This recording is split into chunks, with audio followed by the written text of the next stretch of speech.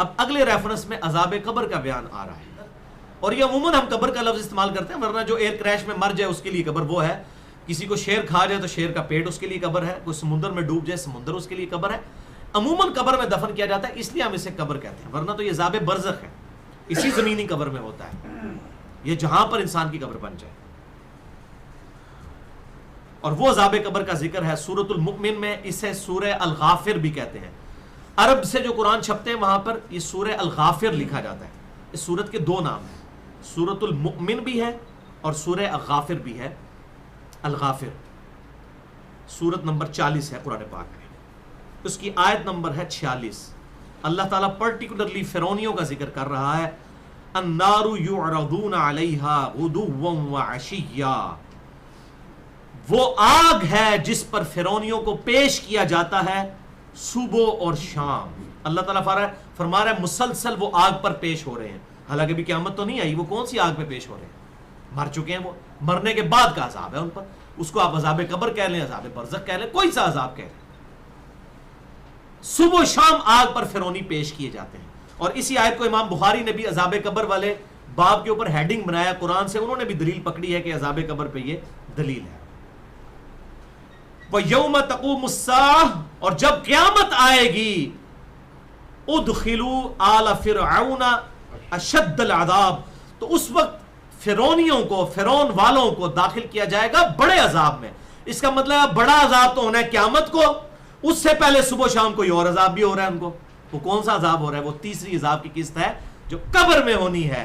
وہ قبر جو ہے وہ ہاتھی اس کا شیر کا پیٹ بھی بن سکتا ہے، وہ قبر جو ہے وہ مٹی کے اندر بھی ہو سکتی ہے، وہ ایئر کریش میں بھی ہو سکتی ہے، اور وہ سمندر کے اندر بھی ہو سکتی ہے۔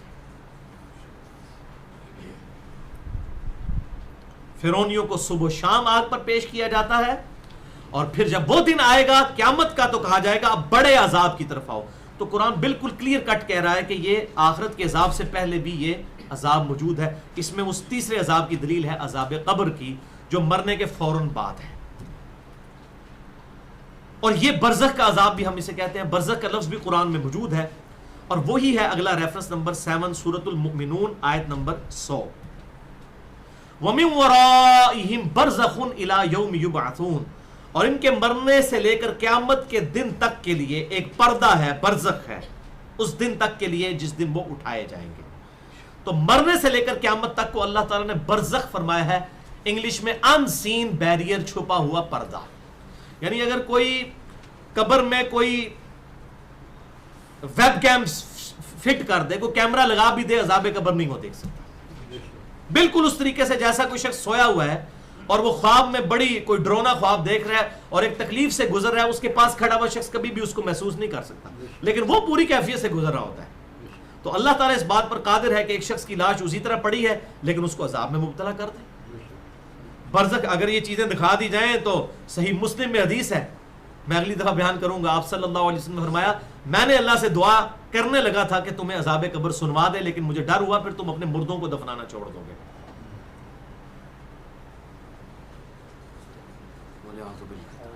صحیح بخاری میں حدیث ہے کتاب الجنائز میں اگلی دفعہ بیان کروں گا کہ جب مردے کو، میت کو قبرستان لے کے جا رہے ہوتے ہیں، چارپائی پہ رکھا ہوتا ہے، وہاں پر وہ مردہ بولتا ہے، انسانوں اور جنوں کے علاوہ ہر مخلوق اس کو سنتی، انسان جن سن لیں بندے کے پتر بن جائے، لیکن اللہ تعالیٰ نے پردہ رکھا ہے نا، ان الذین یخشون ربهم بالغیب لہم مغفرۃ واجر کبیر، جو بغیر دیکھے اپنے رب سے ڈرتے ہیں ان کے لیے اجر، دیکھ کے تو سب نے مان لینا ہے، دیکھ لینا، وہ موت کے وقت سورہ النحل میں آتا ہے، فرشتے کہتے ہیں ہم جب آتے ہیں تو وہ بندے کا جو اللہ تعالیٰ کے مجرم ہیں وہ کہتے ہیں کہ ہم کوئی دنیا میں برے کام، اس ٹائم تو وہ تو موت کے وقت ہی مان لیں گے، لیکن تک کے منے تو کی منے اس وقت تو سب۔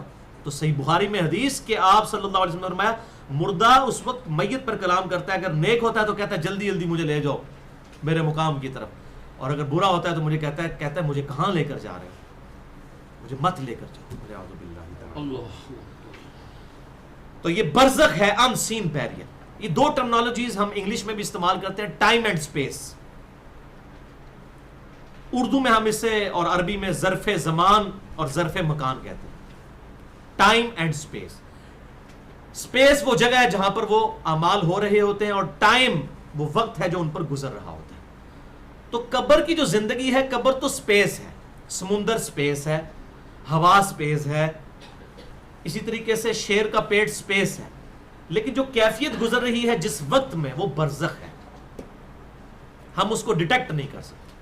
آخرت کی کوئی چیز جو ہے ڈیٹیکٹ نہیں ہو سکتی، فزیکلی ورلڈ ہی صرف ڈیٹیکٹ ہو سکتا ہے۔